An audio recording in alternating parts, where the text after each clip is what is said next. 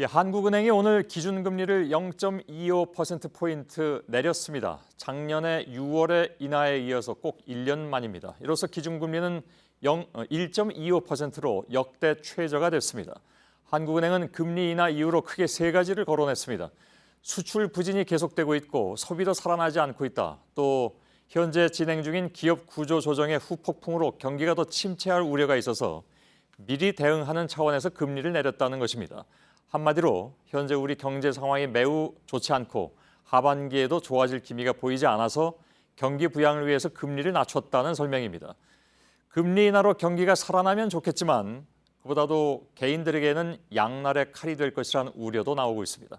경제산업부 이세누리 기자가 지금 스튜디오에 나와 있습니다. 이세누리 기자, 이렇게 예상을 깨고 금리를 내린 것, 사실 이렇게 또 내릴 줄은 몰랐단 말이죠. 워낙 낮았기 때문에. 그래서 그만큼 이제 심각하게 이 상황을 보고 있다는 얘기가 되는데 기대만큼 경기를 끌어올릴 수 있을 것인가, 이게 관건 아니겠습니까?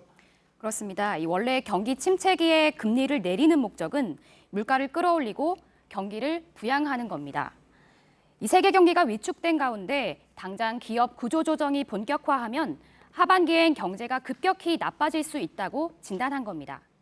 따라서 이번 결정은 병원에 실려가기 전에 맞는 예방주사라고 할 수 있겠습니다. 예. 그러나 금리만으로는 투자와 소비를 획기적으로 늘리기 어렵다는 게 문제입니다. 여러 불확실성과 위축된 심리 탓에 돈을 풀어도 돌지 않는 이른바 돈맥경화 현상입니다.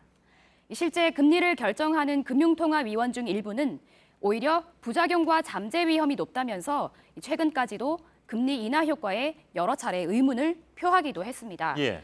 그래서 한은이 정부의 재정 정책도 함께 써야 한다는 입장을 내놨습니다. 이주열 한국은행 총재도 확실하게 메시지를 던졌습니다. 한번 들어보겠습니다. 예. 경기 회복을 지원하기 위해서는 통화정책만이 아니고 통화정책에만 의존할 것이 아니라 재정정책이 같이 가야 합니다. 사실 0.25%포인트 내리는 거 가지고 통화정책으로 어떤 시장의 변화를 기대한다는 것은 지금의 우리 경제 상황에서는 굉장히 좀 어려운 부분이 있는데, 그래서 재정정책, 다시 말하면 저건 예를 들어서 정부에게 추경을 짜라 이런 요구잖아요.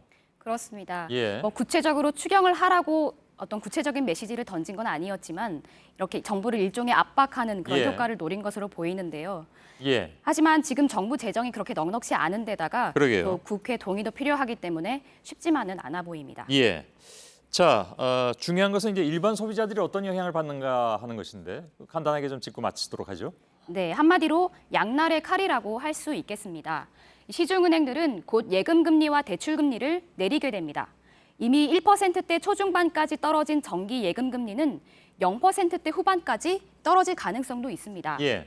물가 상승률을 감안하면 사실상 마이너스 금리라는 뜻입니다. 반면 주택담보대출 금리는 현재 2%대 후반인데요. 앞으로 한두 달 후면 2%대 중반까지 내릴 것으로 보입니다.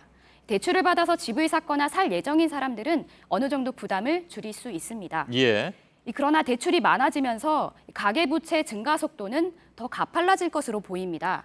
올 들어 석 달간 가계부채는 20조 원 불어났습니다. 예. 13년 만에 최대치인데요. 올해 대출 규제가 시행됐는데도 아파트 집단대출이나 제2금융권처럼 우회로를 통한 대출이 늘었기 때문에 급증하는 부채의 부실 가능성이 더 커진 것은 우려스럽습니다. 예. 지금도 가계대출은 폭탄이 될 것이다 하는 예상들이 많은데 더 심각한 상황으로 갈 수도 있다, 그런 얘기가 되는 것 같습니다. 네. 이세누리 기자였습니다. 수고했습니다.